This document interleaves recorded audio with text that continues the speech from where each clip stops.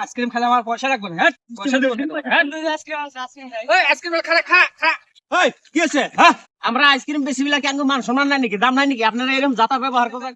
কয়টা আইসক্রিম? আর দিমু তো আপনারা আড্ডাই যদি নেন তাহলে আমি কি করে দিমু? হ্যাঁ, আদি দুনিয়া লাগবো। কি আড্ডা নিবেন? আমি বেসপানি গান শুনতে আমরা পয়সা কয়টা পয়সা দিয়ে নিবেন? নেম তো আমরা। কয়টা নিবেন তাই কোন? দেন, চার দিয়ে দেন। চারটা নিবেন? আমার 5টা দেন। ভাই এটা 5 টাকা করে দাম বাইরে গেছে, আপনারা খাবেন আবার পরে আপনারা না করবেন, এটা লব না। মানে আগে আসল দাম আসল, আগে আসল 10 টাকা, এখন 5 টাকা বাড়ছে, 15 টাকা 20 হয়েছে, টাকা ঠিক আছে? দিয়েছে, তাড়াতাড়ি।